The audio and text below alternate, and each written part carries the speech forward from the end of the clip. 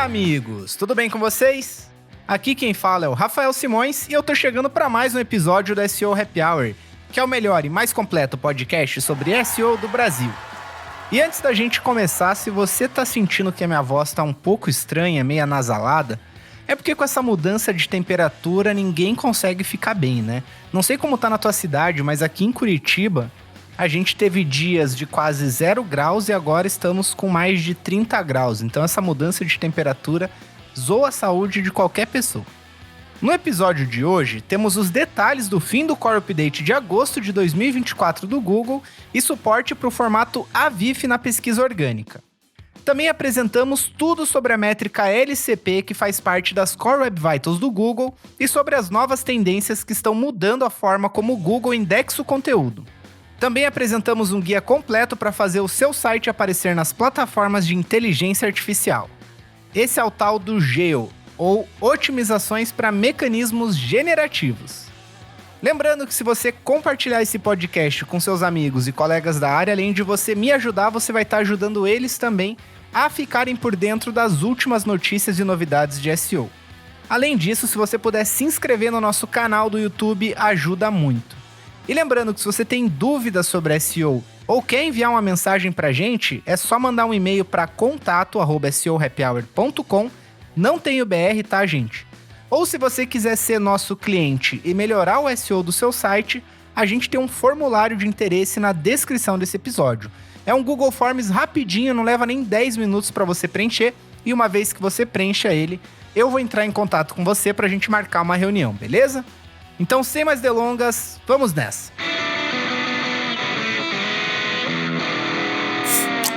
O Core Update de agosto de 2024 chegou ao fim depois de 19 dias de atualizações. Ele levou em conta os feedbacks negativos que o Google recebeu desde a atualização de conteúdo útil lá em setembro de 2023.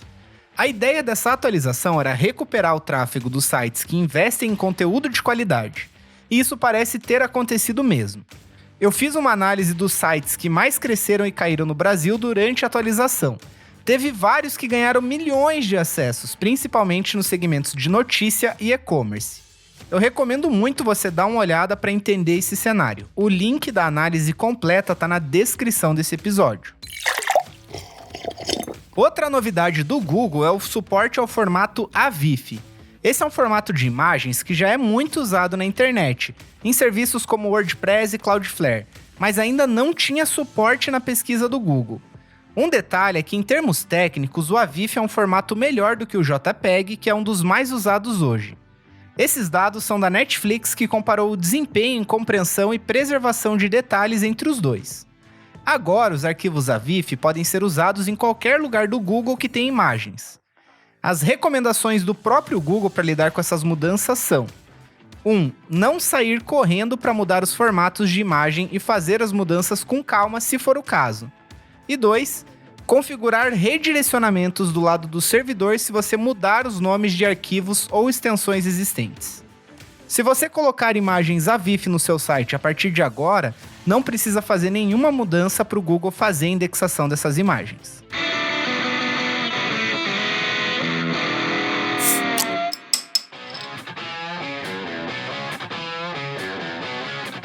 E antes da gente seguir em frente para os próximos temas, eu quero falar sobre o JetOctopus. O JetOctopus é uma poderosa ferramenta de rastreamento e análise de logs para grandes sites, ideal para agências, profissionais de SEO e e-commerces que buscam otimização técnica e insights preciosos. Com ele, você consegue realizar o rastreamento de URLs em larga escala, fazer análise de logs avançadas, ele tem fácil interpretação dos dados graças à sua interface intuitiva, e com ele você consegue obter alta capacidade de processamento. Aqui na SEO Happy Hour a gente usa a ferramenta para garantir a eficiência nos trabalhos da nossa equipe. Um exemplo que eu posso dar para vocês de como eu usei o JetOctopus essa semana, o que a gente fez? Semanalmente a gente roda a ferramenta em diferentes clientes que a gente tem, e o legal dessa ferramenta é que toda semana ela basicamente compara o rastreamento da semana anterior com o rastreamento dessa semana. E dessa forma, a gente consegue identificar facilmente erros que passaram a existir no site que não existiam na semana anterior. Como, por exemplo, links quebrados, redirecionamentos que pararam de funcionar, páginas que ficaram mais lentas. e coisas do gênero. E com isso a gente tem mais agilidade para avisar os nossos clientes dos problemas que eles estão tendo com o site deles, para que eles resolvam o mais rápido possível. Além disso, a ferramenta conta com alertas que também me avisa por e-mail quando algo muda, que eu pedi para ela me avisar caso mudasse. Como pode acontecer às vezes, de uma página muito importante mudar um title, coisa que não deveria acontecer, ou uma página que estava funcionando passa a dar 404 da noite pro dia.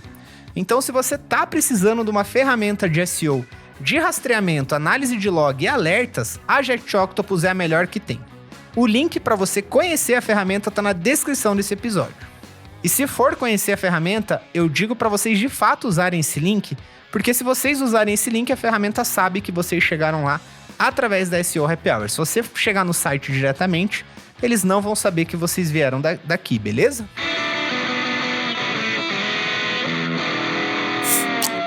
Se você já foi pesquisar as Core Web Vitals ou se ouviu os episódios anteriores, já ouviu falar em Largest Contentful Paint ou LCP. Mas você sabe mesmo como ela funciona e quais são os detalhes que fazem parte dessa métrica? Bora aprender tudo sobre esse elemento das Core Web Vitals e como medir no seu site. As dicas são do analista Vahan Petrosian e foram publicadas no Search Engine Journal. Bom, vamos começar pelo começo, né? O que é esse tal do Largest Contentful Paint? A LCP mede quanto tempo demora para o conteúdo principal de uma página ser carregado e ficar pronto para interação. É o tempo de carregamento inicial da página até a renderização do maior bloco de imagem ou conteúdo dentro do espaço de visualização do visitante. O que está mais abaixo da página não conta, então só conta o que está na primeira dobra. Elementos que normalmente fazem parte do LCP são imagens, vídeos, elementos de background e blocos de texto. O ideal é ter um LCP de 2,5 segundos ou menos. Até 4 segundos é considerado meia boca e mais do que 6 segundos é considerado péssimo. A LCP é impactada basicamente por 4 métricas principais: o tempo inicial de carregamento, o atraso no carregamento de recursos, a duração de carregamento do recurso e o atraso na renderização do elemento. Mas calma lá, agora vamos ver o que cada uma delas significa e como melhorar no seu site. Então a primeira métrica, que é o tempo inicial de carregamento, é o famoso Time to First Byte. Ele mede o tempo para o navegador receber o primeiro byte de dados da página do servidor. Tem vários fatores que influenciam nesse tempo de resposta, eu vou comentar alguns deles. Primeiro, problemas ou excesso de requisição aos bancos de dados do seu site. Segundo, recursos não encontrados no cache do seu CDN. O terceiro é a renderização insuficiente do lado do servidor. Isso acontece se o site depende de APIs de terceiros para carregar conteúdos e esse processo não é otimizado. E o quarto, uma hospedagem de baixa qualidade. Tipicamente, as hospedagens com CDN e sistemas de cache integrados são mais eficientes e capazes de manter um time to first byte mais baixo do que quem não usa esse tipo de recurso. Já a segunda métrica do LCP é o atraso no carregamento de recursos. Esse é o tempo que leva para o navegador localizar e começar a baixar o principal conteúdo que aparecerá na tela do visitante. Imagine que você tem uma imagem de background no header do seu site, que depende de um arquivo CSS para ser exibido. A imagem será baixada com um atraso igual ao tempo para baixar esse arquivo de CSS. Se o elemento LCP for texto, o atraso será 0. Você pode otimizar a velocidade com qual os recursos são identificados e carregados. Uma das formas de fazer isso é usar os recursos de preload e fetch priority no código da página para indicar os elementos prioritários. Ou melhor, manter o seu CSS junto do HTML em vez de separado. Isso vai agilizar o processo de exibição, porque o browser não vai ter que baixar um arquivo externo e executar ele para saber aonde encaixar os elementos da página. Ou melhor ainda, não inclua elementos que não sejam essenciais para a experiência do visitante dentro do bloco principal de conteúdo. Redirecionamentos também podem causar atraso. Por isso é importante revisar os redirects e manter só o que for essencial para o seu site funcionar. Já a terceira métrica do LCP é a duração de carregamento do recurso. Esse é o tempo gasto baixando a maior imagem, texto ou vídeo que aparece na primeira dobra. Mesmo se o navegador identificar e começar a baixar os recursos rapidamente, se demorar muito a LCP vai ficar ruim. Vários fatores podem influenciar a duração do carregamento, por exemplo, o tamanho do arquivo, a velocidade do servidor e as condições de rede do visitante. Algumas dicas para reduzir a duração de carregamento. Primeiro, use imagens no formato WebP ou AVIF, já que agora o Google suporta, porque elas são mais leves que o PNG ou o JPEG. Segundo, insira imagens no tamanho correto. Por exemplo, se você usa uma imagem de 1000 pixels de largura, é melhor adicionar ela no tamanho real, ao invés de adicionar um arquivo de 4000 pixels que vai ser redimensionado na página. Terceiro, priorize o carregamento usando os códigos Fetch Priority igual a High para recursos importantes e Fetch Priority igual a Low para recursos não críticos, que são aqueles que não aparecem na primeira dobra. E quarto, use uma CDN para baixar os recursos de forma mais eficiente e rápida. Já a quarta e última submétrica da LCP é o atraso na renderização do elemento. Esse é o tempo que leva para o navegador processar e renderizar o maior elemento de conteúdo. Quanto mais complexo for o seu HTML, CSS e JavaScript do site, maior vai ser esse tempo. Por isso, para melhorar essa métrica, você precisa minimizar recursos que bloqueiam a renderização e otimizar o código, principalmente o JavaScript. Uma métrica que pode te ajudar a identificar atrasos na renderização é o tempo total de bloqueio, ou Total Blocking Time, que é o TBT. Ele avalia o tempo total que um bloco do site é bloqueado por algum arquivo JavaScript. Outra forma de melhorar o desempenho aqui é usar a API Speculation Rules. Ela pré-renderiza páginas conforme os visitantes passam o mouse por cima dos links. Assim, caso eles resolvam clicar, o carregamento fica muito mais rápido. Agora que a gente já sabe os fatores que influenciam o LCP, vamos aprender como mensurar ele no seu site. Existem dois tipos principais de análise, a com dados de campo e a com dados de laboratório. Dados de campo são as medições reais do site com base no desempenho dele para visitantes que usam o Google Chrome. Já os dados de laboratório são simulações que se aproximam das condições reais de alguém que está tentando acessar o site em um celular em uma conexão 3 ou 4G. O jeito mais simples de ver esses dados é usando o PageSpeed Insights do Google. Basta você acessar o PageSpeed Insights e digitar o URL do seu site para ver dados em dispositivos móveis e computadores. Aparece a LCP e todas as outras Core Web Vitals. O link da ferramenta está na descrição do episódio. Outra forma de você ver esses dados é usando o Chrome DevTools, que são as ferramentas de desenvolvedor do seu navegador. Para isso é só você abrir ali a parte de desenvolvimento, ir na aba Performance e rodar uma análise ali da sua página. Você também consegue rodar o Lighthouse direto do seu browser para ver dados de laboratório. Rafa, eu fiz o que você falou, fui no PageSpeed Insights, digitei minha URL lá e vi que o meu LCP tá ruim. O que eu faço? Bom, nesse caso você precisa otimizar a parte técnica do seu site. Tem dois tipos de profissionais que podem te ajudar nisso. São eles os programadores para mexer nos códigos e profissionais de SEO para direcionar e priorizar as atividades que mais impactam o sucesso financeiro da sua empresa. Se você precisa de apoio nessa parte, entre em contato com a gente da SEO Happy Hour. Nós temos décadas de experiência em otimização para mecanismos de busca, inclusive fazendo otimizações técnicas para sites de grande porte. A gente aqui faz auditorias de Core Web Vitals que pode te ajudar a identificar quais problemas da sua página estão prejudicando as suas Core Web Vitals e também te ajudar a como resolvê-las.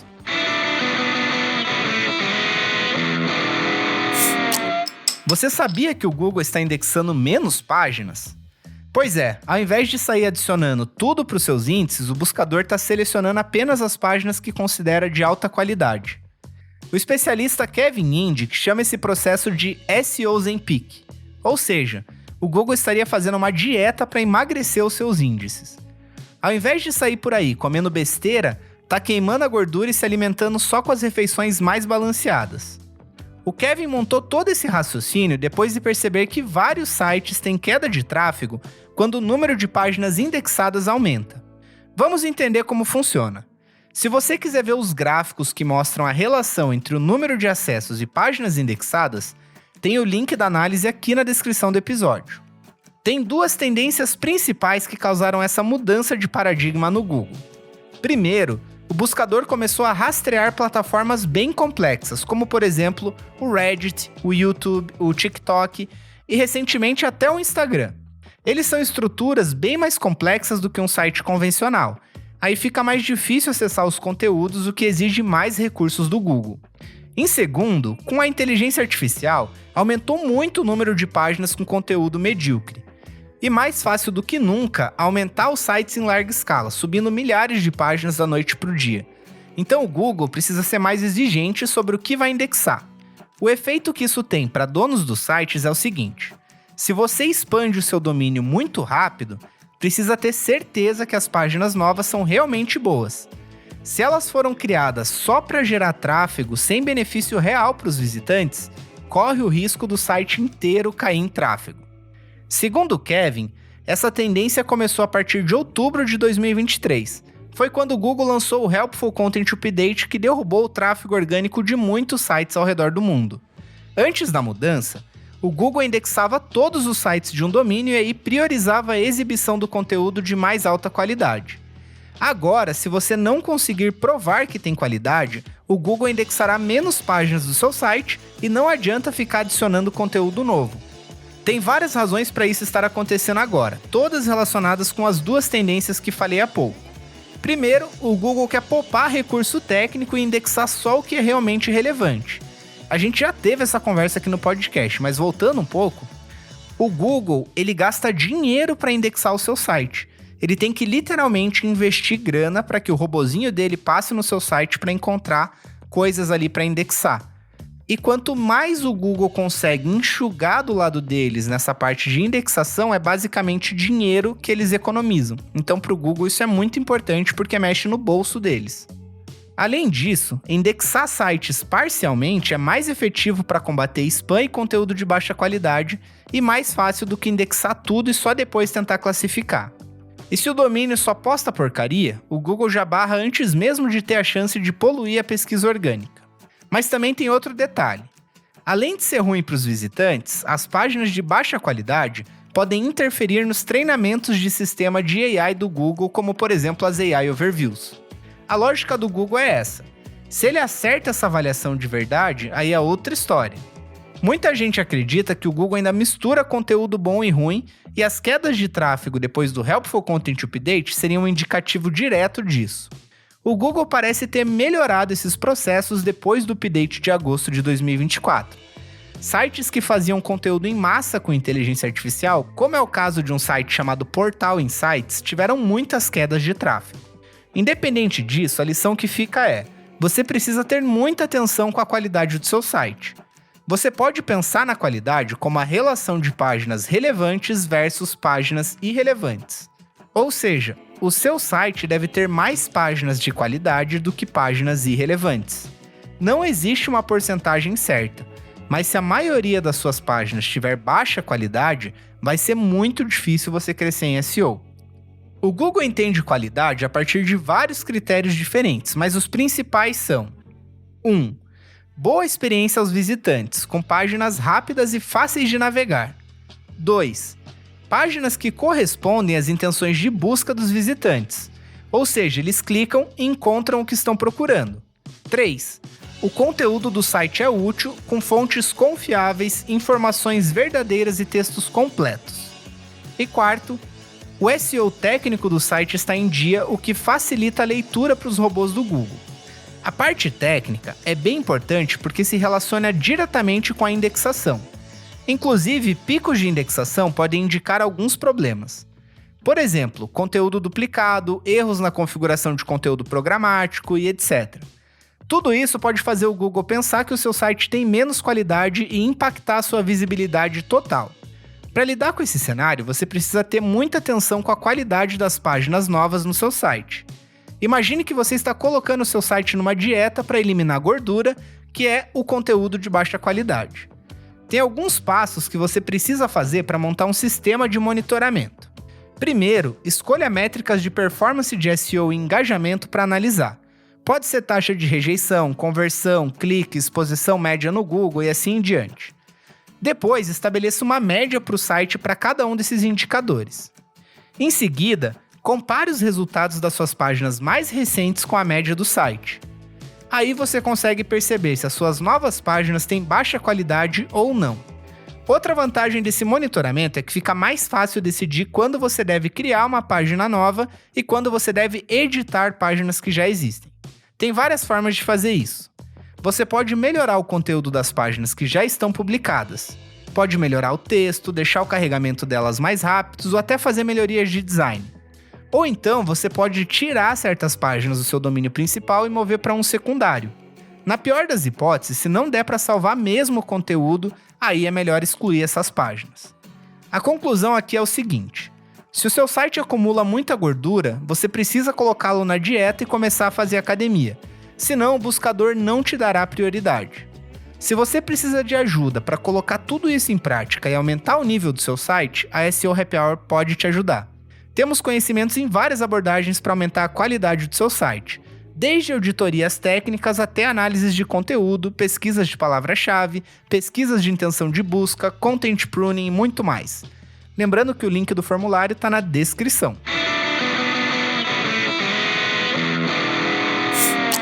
E agora chegou aquele momento da gente falar sobre inteligência artificial generativa no Google. Muita gente vem me perguntando, seja cliente ou seja na comunidade, como que os AI Overviews impactam a busca, como que eu faço para o meu site aparecer nesse tal de AI Overviews, vale a pena fazer isso? Então vamos bater um papinho sobre esse tópico que eu acho que vai ser rico para todo mundo.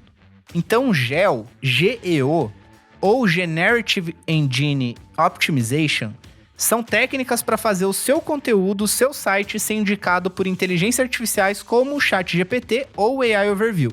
Então bora entender como funciona com base no guia publicado no Search Engine Land pela especialista em SEO Cristina Adami. Então, GEO são estratégias para tornar o seu conteúdo mais atrativo para inteligências artificiais. O objetivo é fazer elas recomendarem as suas páginas ou a sua marca para pessoas que querem se aprofundar em algum tema. Normalmente, elas geram uma resposta pronta e indicam várias formas de a pessoa ver conteúdo aprofundado. Há algum tempo, o ChatGPT está testando formas de deixar links mais evidentes e as AI Overviews do Google mostram vários links para cada resposta. Isso é importante para ajudar a sua marca a ser descoberta e engajar a audiência em todos os canais possíveis, incluindo o canal de AI. Então, Rafa, é igual SEO, só que para inteligência artificial? Mais ou menos. A lógica é a mesma, mas cada um tem as suas particularidades. O SEO e o GEO são parecidos nesses pontos. 1. O objetivo de ambos é aumentar a visibilidade do conteúdo publicado. 2. Funcionam com base em estratégias de palavra-chave, termos e tópicos de busca. 3. Priorizam a criação de conteúdo útil, fácil de encontrar e navegar. 4. Precisam de conteúdo útil de alta qualidade alinhado aos critérios de EAT. 5. Usam análise de dados para montar estratégias e otimizar conteúdo. 6. As páginas precisam de otimização técnica para melhorar a experiência de página e rastreamento. 7. Ambas as estratégias dependem de construção de autoridade. E 8. Ambas as estratégias são contínuas e de longo prazo. Já as diferenças entre SEO e GEO são o seguinte. 1. Em GEO, as respostas são sintetizadas, curtas e completas. 2. Conteúdos otimizados para inteligência artificial são pensados especificamente para alimentar as respostas que as AIs dão. 3. O GEO não necessariamente pensa em páginas separadas, e sim em abranger diversos tópicos em uma página que a inteligência artificial consiga ler e sintetizar facilmente. 4. GEO não tem interesse primário em gerar tráfego, e sim em dar respostas contextualizadas e precisas para perguntas reais das pessoas. 5. GEO não liga tanto para atualizações de algoritmos de mecanismos de busca, mas sim para as adaptações preferenciais e metodologias relacionadas a modelos de inteligência artificial. 6. Além de focar em palavras-chave, o GEO também observa padrões de resposta geradas por AI, como estruturas, tópicos e citações, e como os conteúdos podem se encaixar nelas. E 7. Uma das principais métricas de sucesso de GEO são as referências a partir de mecanismos de busca. Ambas as estratégias estão dentro do guarda-chuva de ações de marketing digital. E assim como social media e SEO andam lado a lado, você também pode combinar otimizações para mecanismos de busca e para inteligência artificial. Tem várias formas de fazer isso. Você pode usar basicamente a mesma estratégia de conteúdo para ambas as frentes, tanto SEO quanto AI. Você pode fazer pesquisas de palavra-chave que levam em consideração a semântica e entidades além de termo de busca. Você pode fazer otimizações e auditorias técnicas frequentes no seu site, porque tanto para SEO quanto para inteligência artificial você tem um robô trafegando no seu site, e garantir que esse robô consiga acessar o seu conteúdo e indexar ele é fundamental para você aparecer independente de onde for. Muita gente pode torcer o nariz para o termo GEO, mas a verdade é que a inteligência artificial está mudando rapidamente a forma como as pessoas obtêm informação online. Não quer dizer que o Google vai morrer, ou que o SEO está com os dias contados, nem nada do tipo. Apenas que há novas armas no arsenal.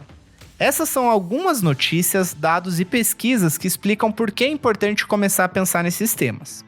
De acordo com a Gartner, até 2025, 79% das pessoas usarão recursos de AI para pesquisar. Conforme dados da Demand Sage, o ChatGPT tem mais de 180 milhões de usuários mensais interagindo com a ferramenta ali da OpenAI. E de acordo com a Glimpse, as buscas da Perplexity AI aumentaram mais de 800% desde 2023. Embora a Perplexity não seja famosa aqui no Brasil, bastante gente tem usado ela lá fora. Ou seja, as pessoas usam a inteligência artificial, não tem para onde correr. Para marcas e empresas, essa pode ser uma oportunidade de aumentar o seu alcance, melhorar a experiência de visitantes ao entrar em contato com a marca, ganhar vantagem competitiva por ser recomendada no lugar de um concorrente, construir credibilidade e autoridade de marca, porque na visão das pessoas, se a sua marca é indicada por um mecanismo de AI generativa, é porque ela é boa, as pessoas pensam assim.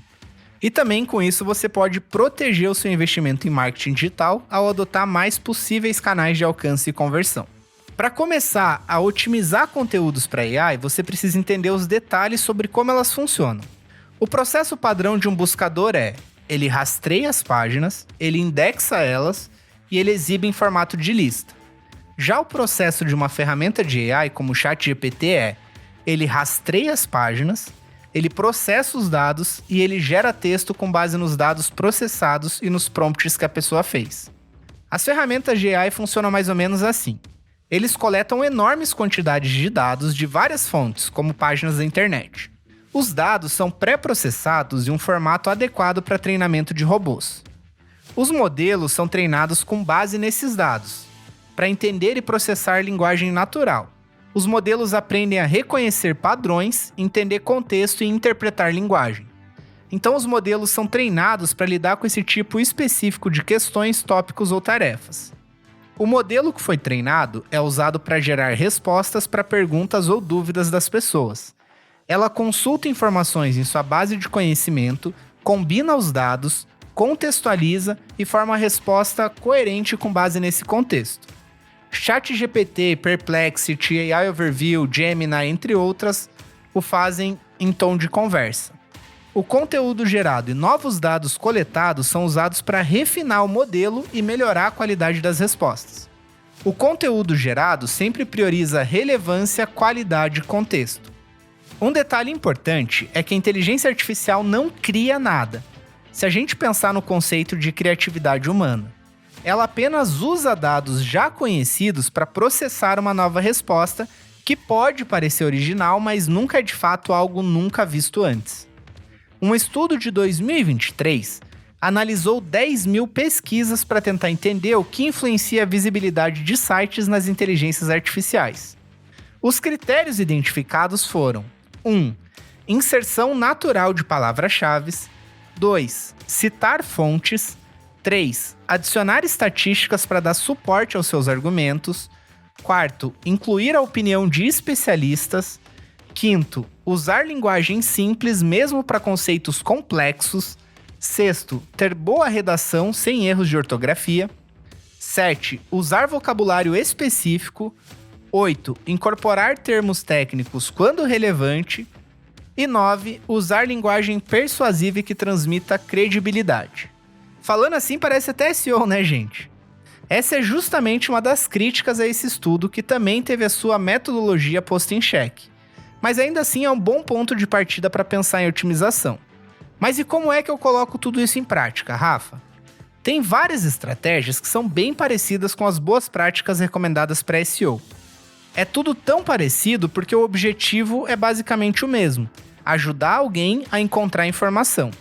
O que muda é que o SEO é para mecanismo de busca e o GEO é para ferramentas de AI. Um detalhe é que você precisa entender essas dicas como sugestões e não verdades absolutas. A gente ainda não sabe os detalhes sobre como cada AI seleciona suas referências, nem se elas vão mudar o futuro de fato.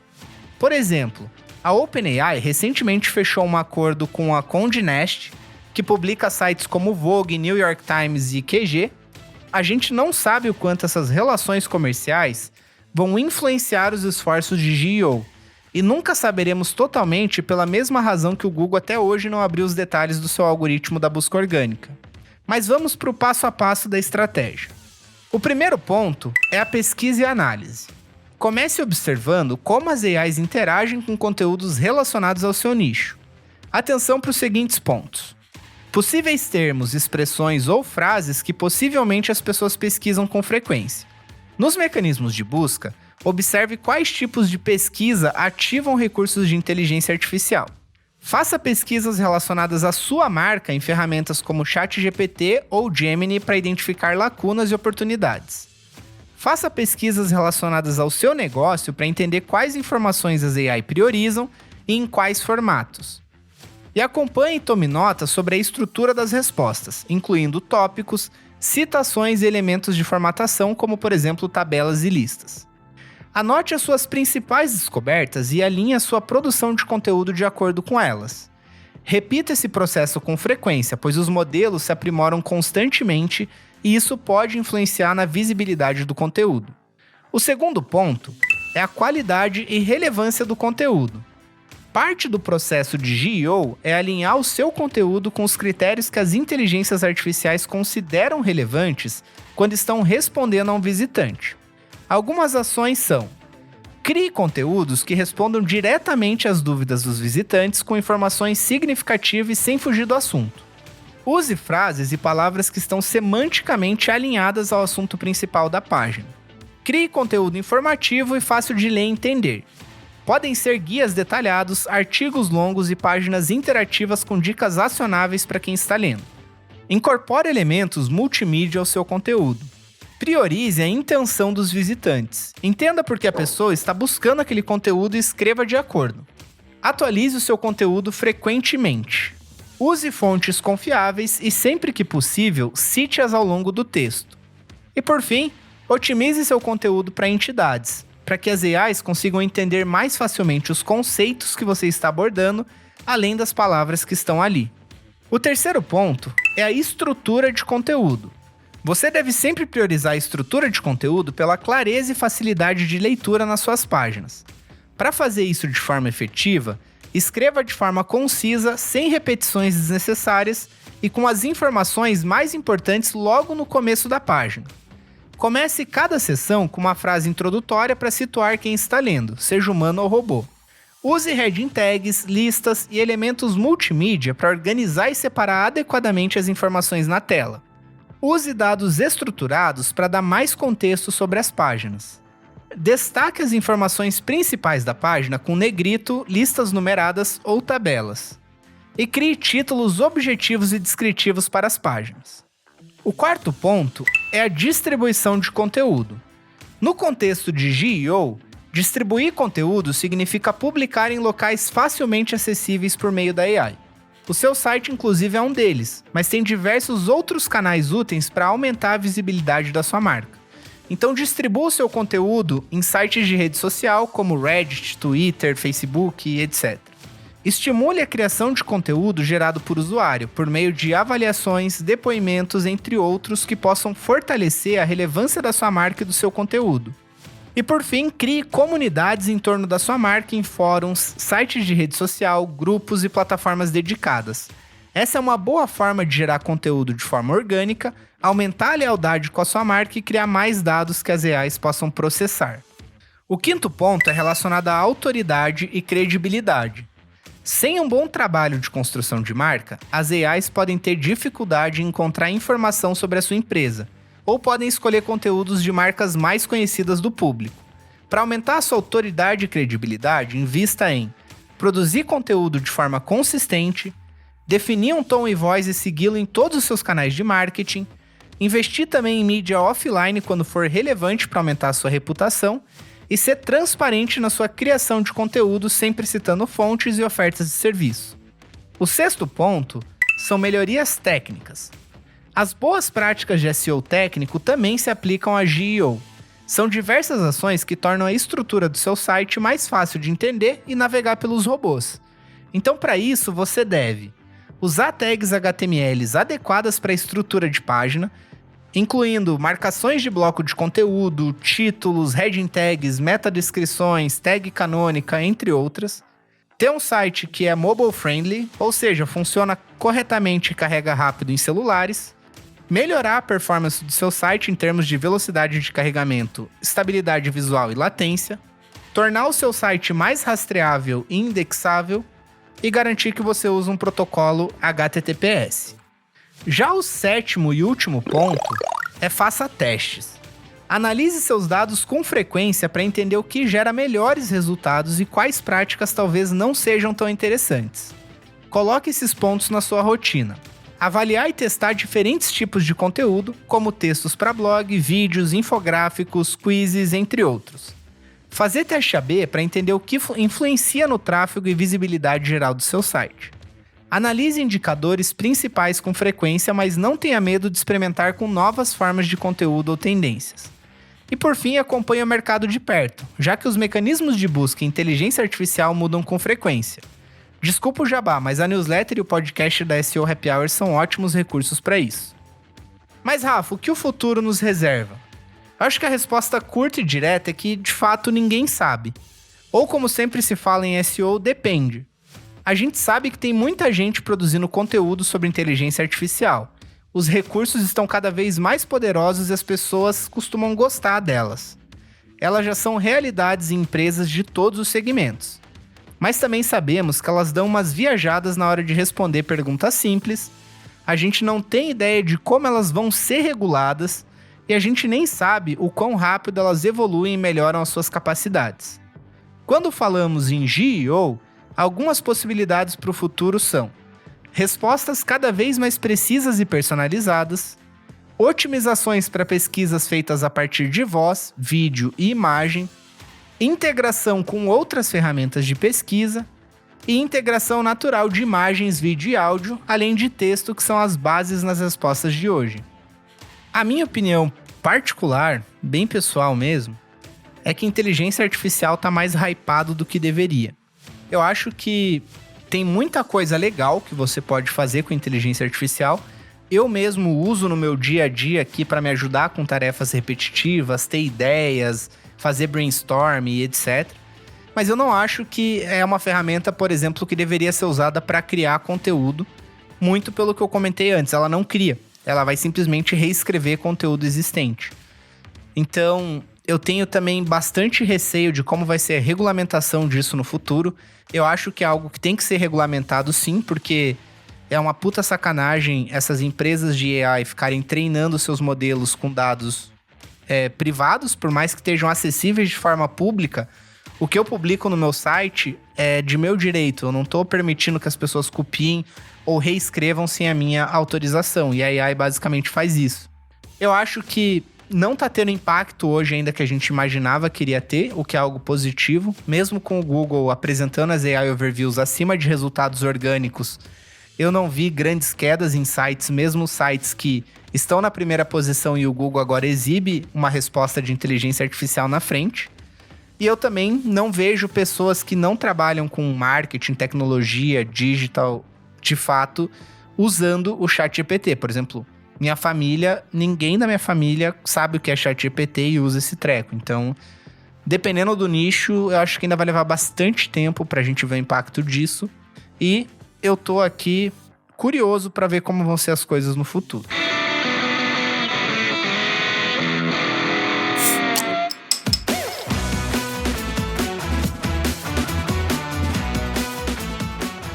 E com isso, chegamos no fim do nosso Happy Hour.